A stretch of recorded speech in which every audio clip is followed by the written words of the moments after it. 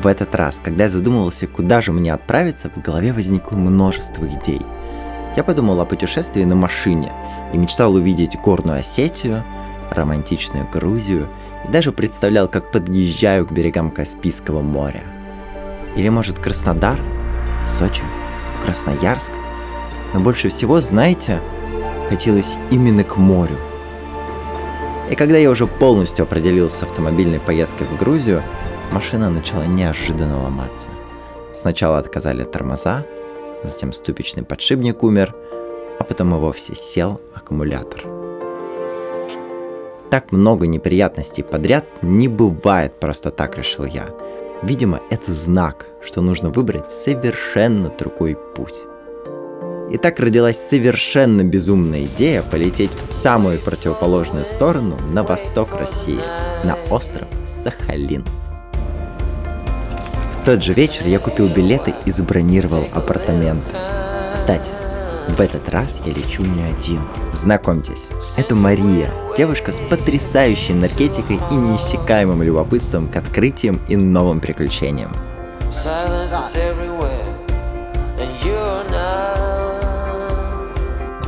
Предлагаю сразу начать считать количество открытий, которые меня поразили. Итак, первый из них – это аэропорт. Красивый, новый. Оказывается, этот терминал открыли 7 августа 2023 года, то есть совсем недавно. Здание площадью 47 тысяч квадратных метров способно пропускать до 5 миллионов пассажиров в год. Внутри 26 стоек регистрации, 11 выходов на посадку. А главное, что терминал проектировался с расчетом на сейсмическую активность до 9 баллов и сейчас считается крупнейшим на Дальнем Востоке. С погодой нам, кстати, повезло, и первый день на Сахалине был солнечный.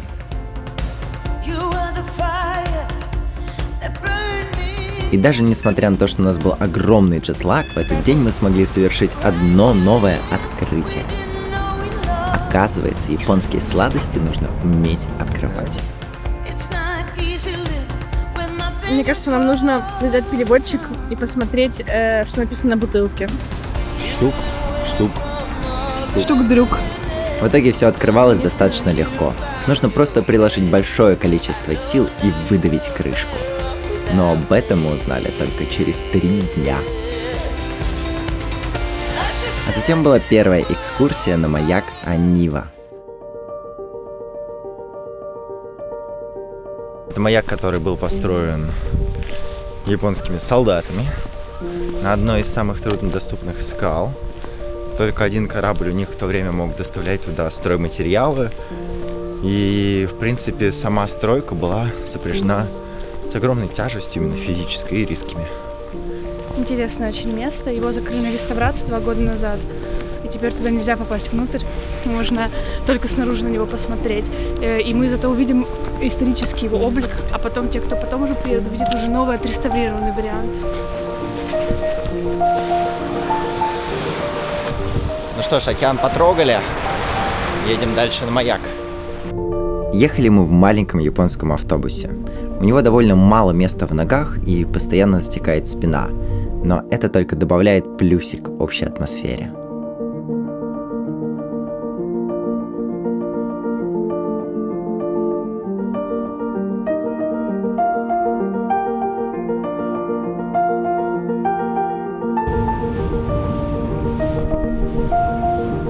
По дороге видны старые, заброшенные японские селения.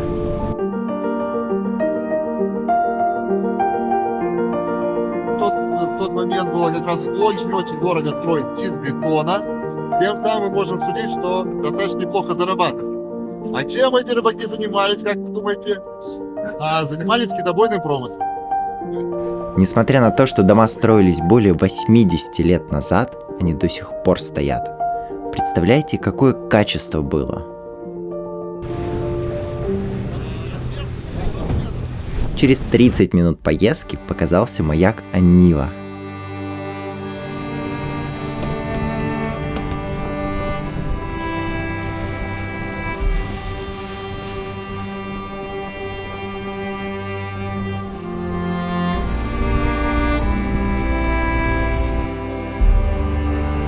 С Забираться на маяк нельзя, и об этом предупреждают. Но в целом, если очень хочется, то, как это обычно бывает, на свой страх и риск можно. Но при этом нужно договориться с местными обитателями, с чайками. Они здесь огромные. И чтобы пройти на сам маяк, нужно аккуратно отпихнуть эту чайку ногой и быстро-быстро, прикрывая голову, залезть.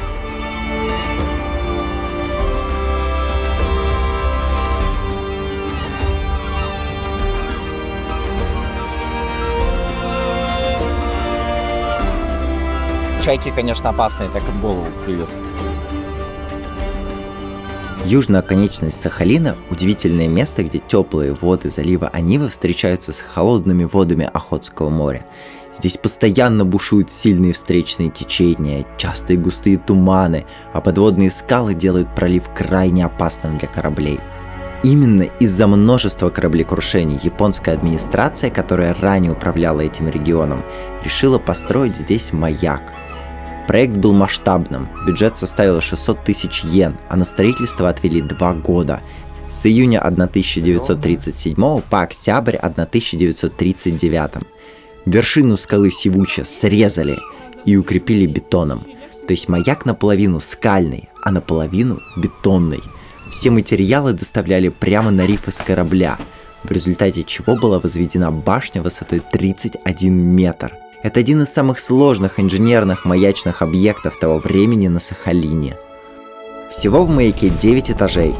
Внизу располагалась дизель-генераторная, выше жилые помещения, радиорубка, кухня и машинный зал с огромной линзой наверху. Линза вращалась в ванне с 300 килограммами ртути, а вес механизма маяка составлял 270 килограммов. Заводили его вручную каждые 3 часа, а дальность видимости огня составляла 32 километра. В августе 1945 года Южный Сахалин перешел к СССР. В 1990 году башню перевели на 2 радиоизотопных термоэлектрических генератора, которые могли работать автономно около 15 лет. С 2005 по 2006 год генераторы вывезли из-за окончания срока их службы, и с тех пор маяк окончательно опустел. В настоящее время маяк ждет реконструкции.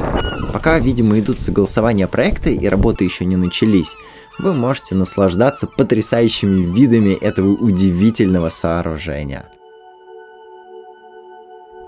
Лично для меня история этого маяка – это один из ярких и блестящих примеров сложнейших инженерных решений. Как хорошо, что такие объекты доходят до нашего времени.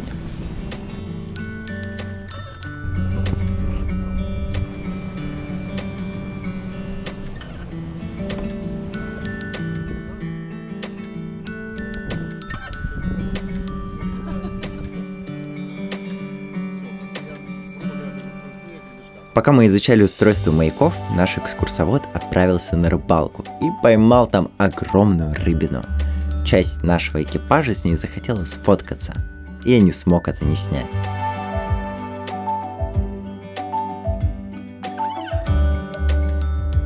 На остаток дня решил найти что-то вкусненькое, и выбор пал на японский доширак. В магазине была куплена вот такая японская штука. Это как доширак, только, я не знаю, лучше, хуже, немножко другой, ничего не понятно. Но здесь есть разогревающиеся штуки, которые сами могут это блюдо разогреть. Поэтому сейчас будем пробовать. Хэнай Хао Цуюй Фуд Ко Тука. Это рис. Рис, ого. Прикольно. Не ломается, гнется хорошо. Мясо прям чувствуется. Ну или кусочки какого-то вискоса, как будто вот с веганским мясом. Веганское мясо. Да.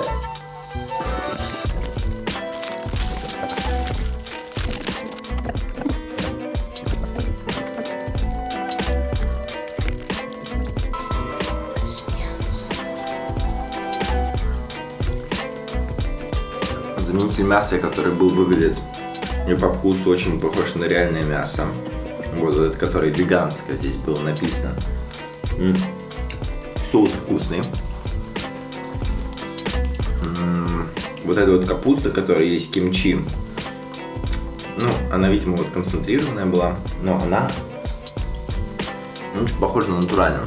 Прям прикольно, прикольно. Мне нравится. Рис довольно маленький, намного меньше стандартного. Из-за этого почему-то во рту по консистенции он похож на водоросли или на морскую капусту. Но по вкусу, с соевым соусом, прям трудно как-то отличить от оригинала. Прям прикольно. 9 из 10. 9 за то, что мясо оказалось веганским. Возможно, это было написано на упаковке, но там по-японски читать я не умею, так что 9 из 10. Ну так, в принципе, все замечательно. Ничем не уступает нашему дошираку, либо бигланчу. И раз уж мы заговорили про еду, давайте посмотрим, что же происходит в местных магазинах. Здесь продукты можно смело разделить на две категории. Первая – это морепродукты, которые на Сахалине всегда свежие и по вполне разумным ценам. Вторая категория – это все остальное. Масло, овощи, фрукты, крупы, сладости – это все завозится на остров, и стоят они на уровне московских цен, а иногда даже выше. Вот это, кстати, я уже попробовал, не самая вкусная штука. Местами я думал, как здесь вообще живут люди при таких расходах. Но если разобраться и проникнуть глубже в вопрос, на Сахалине во многих сферах и профессиях действуют северные надбавки к зарплатам. А еще, несмотря на высокие цены, в магазинах и кафе огромный выбор самых разнообразных товаров, а главное – качественных. Кроме того, здесь много продуктов из близко расположенных Японии, Кореи и Китая. Особенно это касается фруктов и снеков. Это как кукуруза. Ну, ты его ешь, это просто какое-то желе конфетное. Вот этого кукурузного вкуса нету. Ну, какой-то обман. Видимо, чтобы тебя вот этим запахом отпугнуть, ты больше никогда не подошел. Да. Мерзость. А теперь к сути. Когда выбирал путешествие, одним из главных критериев была возможность искупаться в море. Ведь я не купался целых 3 года. Однако, прибыв в одноименное село, я обнаружил, что вода в море около 10 градусов, а сильный ледяной ветер буквально забирается под куртку. Бррр.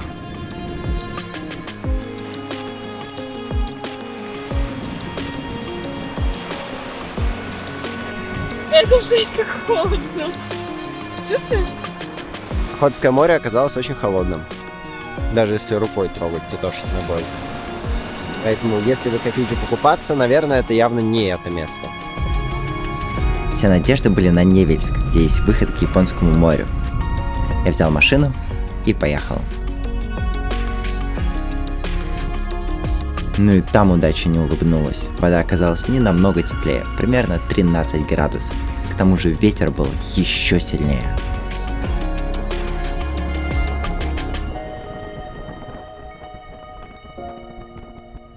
В итоге искупаться в этой поездке мне так и не удалось. Но самое удивительное, что климат на острове очень мягкий. Днем тепло, вечером и ночью тоже. И когда я там был, один вопрос, который я задавал себе максимально часто. Почему тогда моря такие холодные? Как так вообще получается? В реальности оказалось, что на Сахалине сталкиваются два противоположных течения. Теплое Цусимское на западе и холодное Восточно-Сахалинское на востоке. Теплая вода сглаживает суточные перепады температур, а холодная не позволяет жаре так сильно разгуляться. Частые туманы, высокая влажность и приятные бризы смягчают ощущение холода и жары. Разница между дневной и ночной температурой редко превышает 6-7 градусов. То есть ночью море отдает тепло, а днем снова его забирает. А вот купаться лучше только в августе, когда вода прогревается до 17 градусов. Именно такой мягкий климат делает походы по горам просто незабываемыми. А ты как? Нам удалось покорить 2 вершины. И первая из них – это небольшая гора, которую тут называют Лягушкой.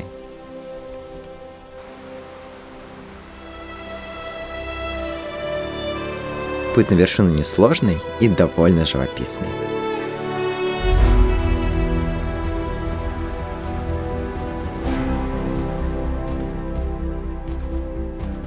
Одна из наших целей похода, которую мы преследовали – посмотреть, что же из себя представляет растительный мир на Сахалине.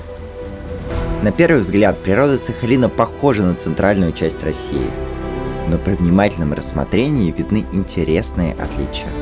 Схожесть в основном в березах, соснах и простых луговых цветах, которых очень много и тут, и там. Однако различий намного больше. Леса здесь гуще и темнее из-за елей аинских и кедрового стланника, а подлесок густо покрыт курильским бамбуком. Также на Сахалине можно увидеть гигантизм, например, у гречихи или дудника. Нашел вот такое огромное растение, и по всей фактуре это выглядит, как будто это прям гигантские листы подорожника. То есть ими можно не только рану вылечить, ими можно укрыться и под ними спокойно выспаться. У меня в центральном регионе листики вот такие, а здесь вон они огромные. Но в реальности я не знаю, подорожник это или нет. Я сейчас погуглю, выясню. Очень интересно. Оказалось, что это лизихитон камчатский, многолетнее травянистое растение с необычно выглядящими соцветиями и огромными листьями. Все его тело ядовитое, включая листы, но яд содержится внутри, не очень токсичный и часто используется на корм свиньям. Его перемалывают и дают различным животным. А еще и впервые попробовал елку. Когда они вот такие светлые, они очень мягкие. У них такой приятный еловый вкус. Сейчас будем есть елку.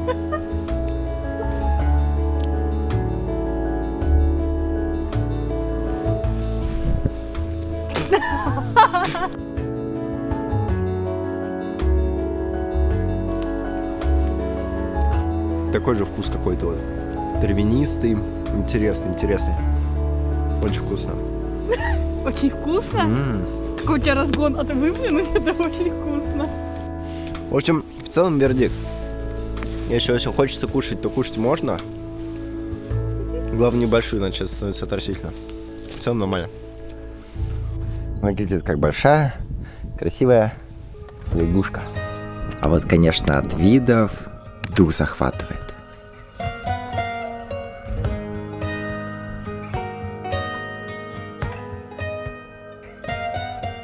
Но самое большое удовольствие мы получили, когда взяли машину, отправились в бухту Тихую и залезли на пик Смелый.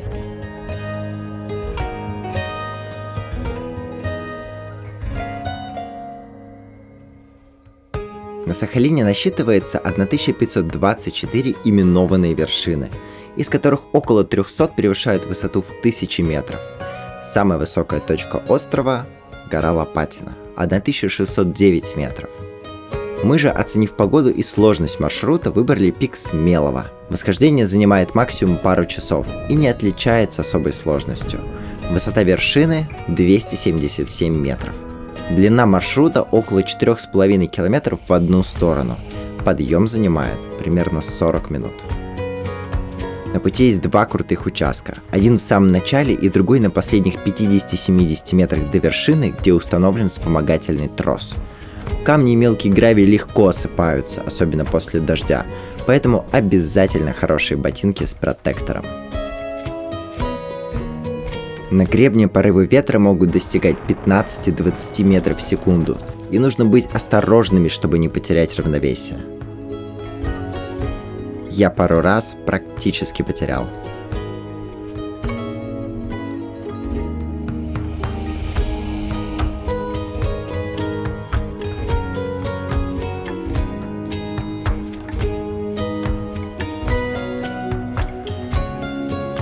Несмотря на сильный ветер, дорога на спуск не самая сложная.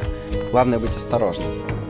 Утром, когда переходили ручей в Брод-горе, то вода была чуть выше колен. Но оказывается, это был отлив, и назад во время прилива вода уже была по пояс. Вот это нежданчик. Да вроде ничего, там просто неприятно там. Комментарий. Что ж я успел вытащить телефон?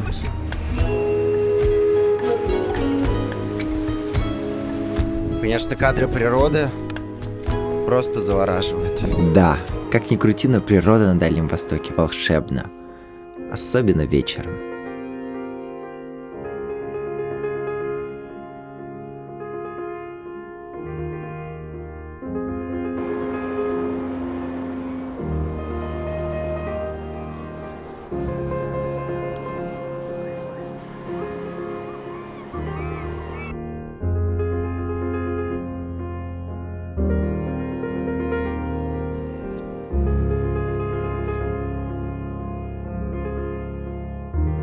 Вот что мне нравится, в других регионах делают какие-то лестницы сложные, дорожки, заморачиваются. А здесь просто хоп, канат кинули и все. Блин, это очень классно и бюджетно. Очень круто. Главное с такого каната не упасть, а то у меня почти получилось.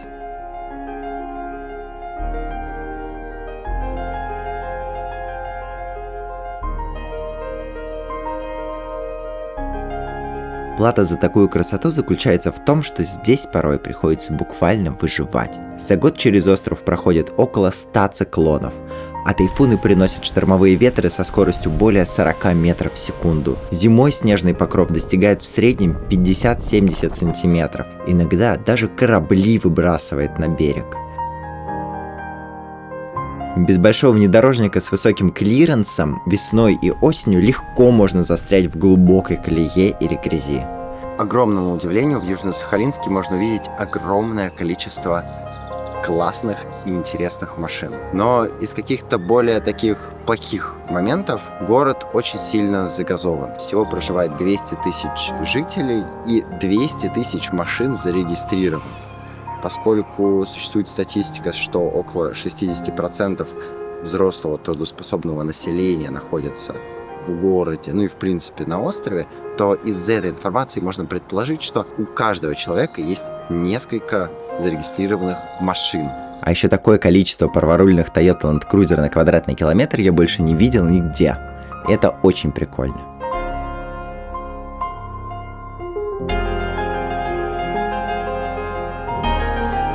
А теперь перейдем к финальному эпизоду. На Сахалине есть Невельск, одно из 3 мест в мире, где можно увидеть Сивычей прямо в городской черте. И, конечно же, мы туда поехали.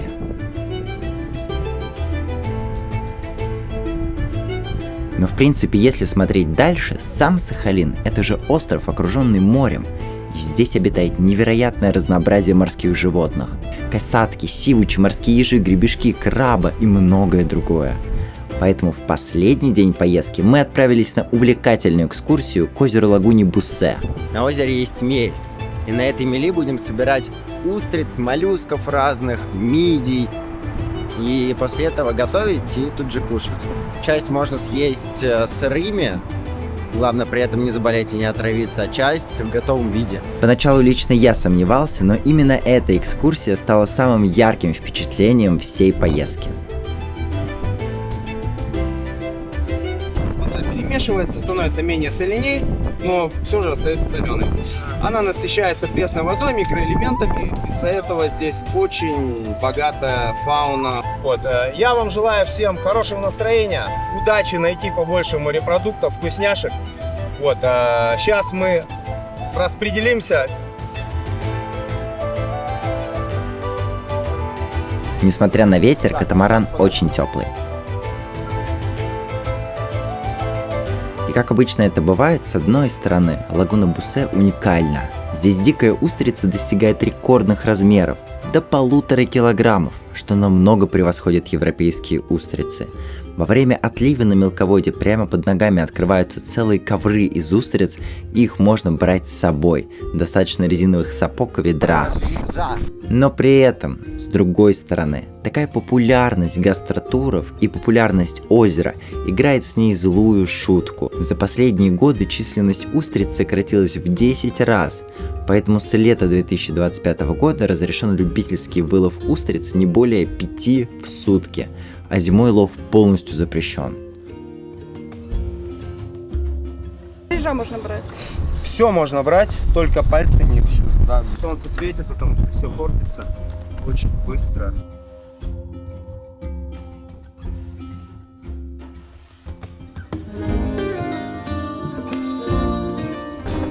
Немножко сирийская, но очень вкусно. Но несмотря на это все, и на плюсы, и на логические минусы, мне как туристу очень нравится. И ничего не бывает вкуснее, чем сырые морепродукты.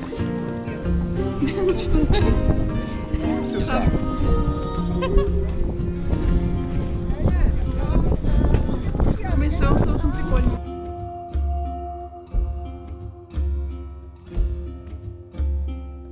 еще от состояния икры на самом деле, потому что она Да, когда... вот вы давали попробовать, был нейтральный, а последний Да, прям да. супередированный. Вот, то есть И могут находиться без воды, вот, чтобы они не умерли. до 3-4 суток. Прям под солнцем. В целом, да, устрицы очень жирные.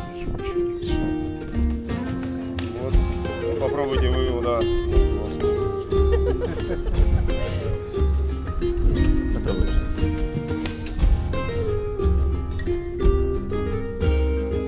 А затем был путь домой.